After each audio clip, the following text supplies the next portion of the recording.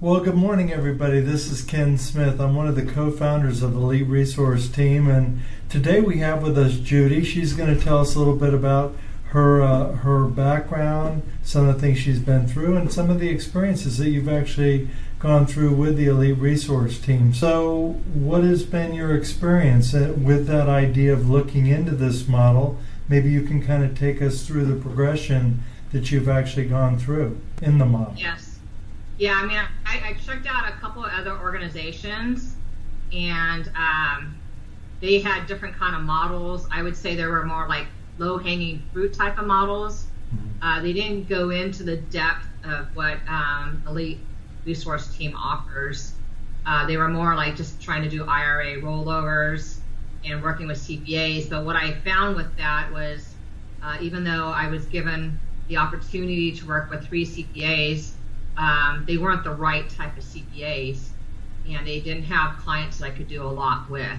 They didn't have the right mindset, they didn't have the right clients, and they needed more solutions than just doing IRA rollovers. Certainly, yeah. So, well, tell me a little bit then, how have you maybe evolved over time into this model, and how's that progression gone for you? Yeah, I learned about Elite about 4 years ago, and when I first heard about it, I wasn't ready to move over. I was still trying to make the other model work, and I started going to Elite events about 2.5, 3 years ago, and I was simply blown away. The content level, the training, the quality of other advisors that attended these events, and then to go to an Elite Tax Academy and be in a room full of CPAs and advisors trying to work together.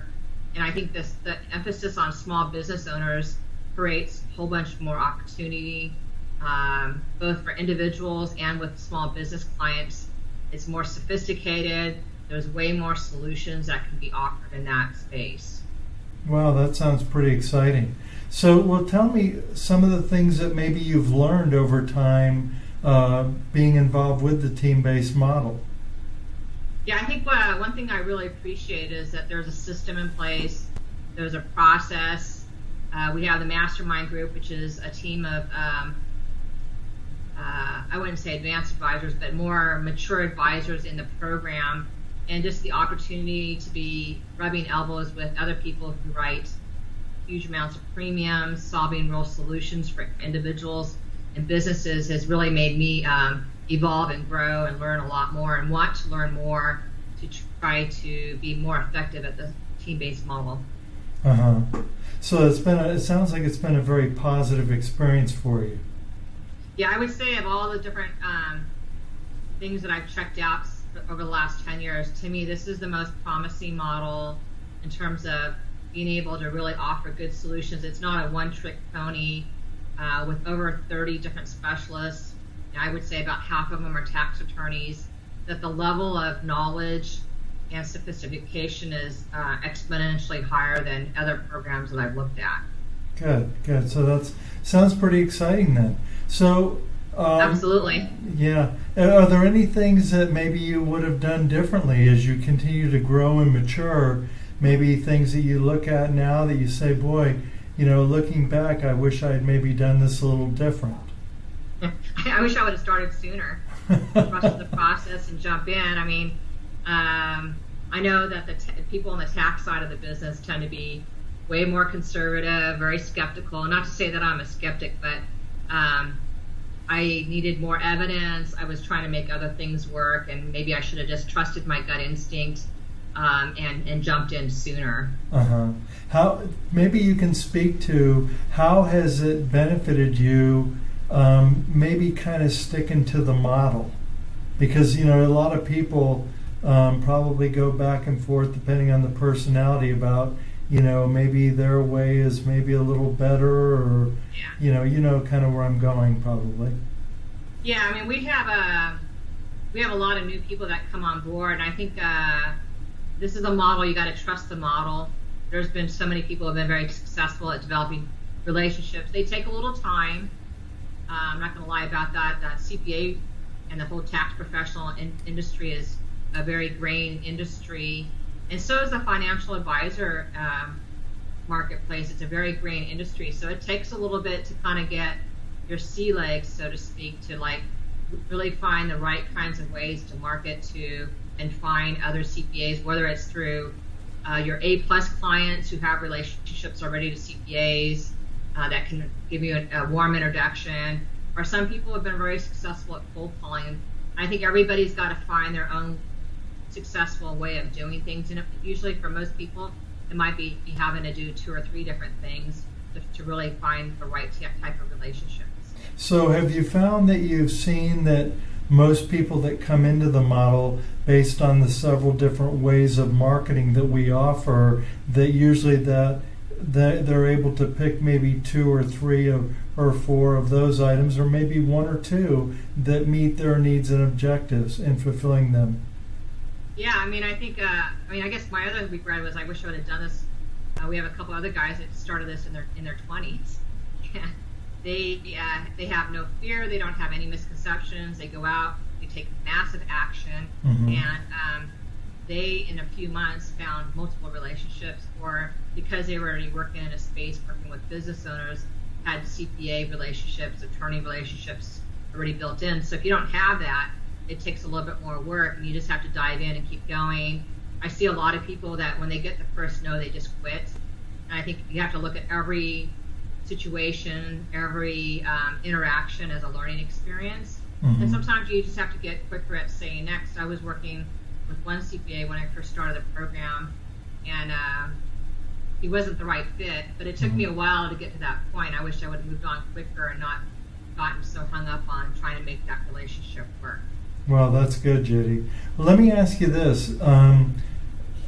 We have probably several people listening to us this morning. What would you say are some of the things maybe that you've learned that you could help people in understanding? Yeah, I would say, if you're going to do this, go all in. Some people are going to have to do some sort of hybrid.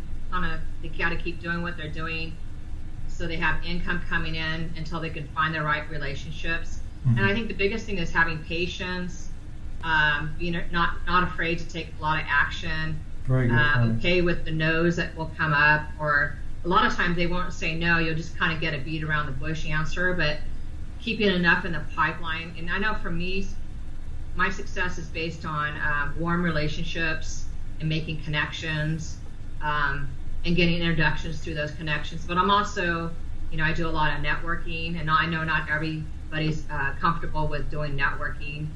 But I found through the networking, I'm doing presentations to CPA groups, and I'm trying to make a connection work now with the CPA that I got introduced to, who's probably going to become president of one of the largest CPA organizations in the whole country. Wow. And to make a huge difference. And even though it's a growing profession, all you need is one successful relationship to really be life-changing for the CPA, for their clients, and for yourself.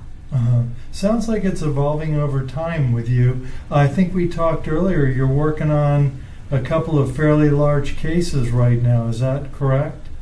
Yeah, I'm working with, from my past, I'm working on a couple of cases that are, with $150 million organizations, and they take a little bit longer. I would say that's not a typical scenario of what we work on, but what I've seen is as Elite is evolving, so am I.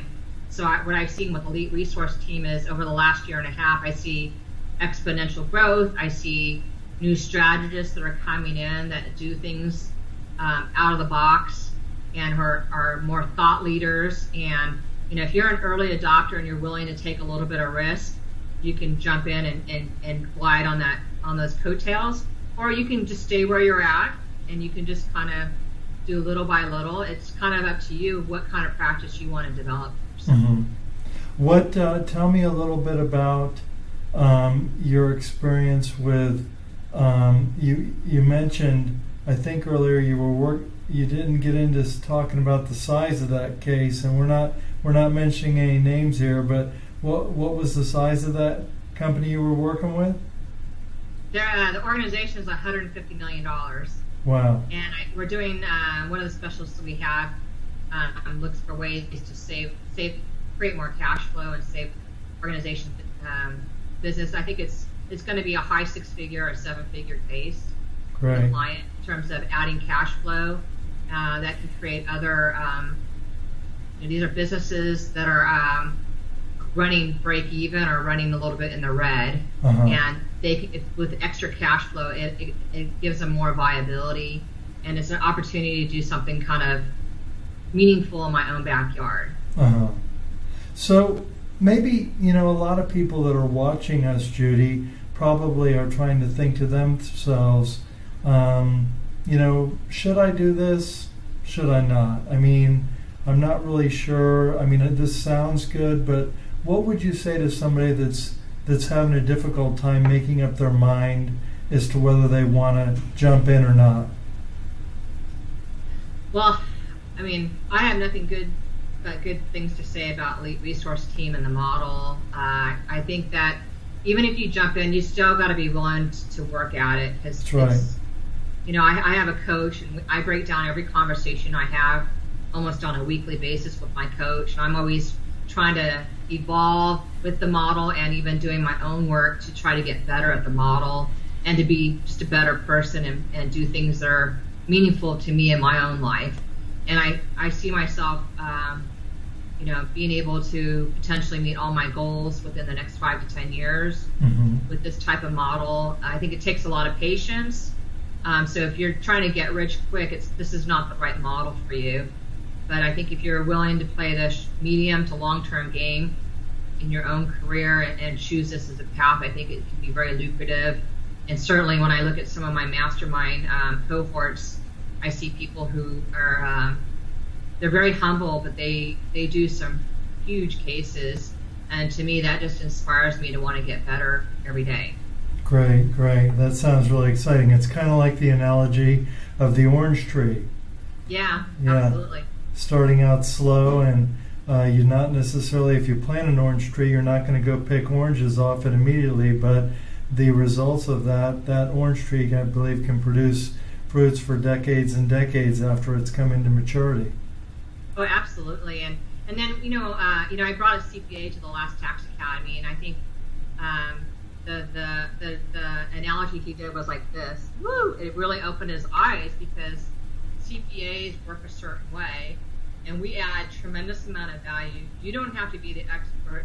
The CPA doesn't have to be the expert. We've got the team of experts that can add tremendous value to CPAs. And that just takes a little bit of time to learn and develop and to implement. And some people pick 1 or 2 things that they focus on, and some people they trust the whole process, and they use the process with clients, with their own clients, or with the CPA's clients to help them add a lot more value to their businesses. Yeah. So it sounds overall like you're happy with where you're at, and it's been a good experience for you. Oh, absolutely. And I'm just looking forward to closing these $150 million cases. Yeah, it's going to be exciting. Hopefully by the end of the year I get one of them closed. Well, congrats. Thank you. So, Judy, it's been good talking to you this morning, and I, just want to thank you for taking time out of your day. So, I guess I will talk to you soon. Thank you, Ken. All right, have a good day. Thank you. You too. Have a great holiday weekend. You as well.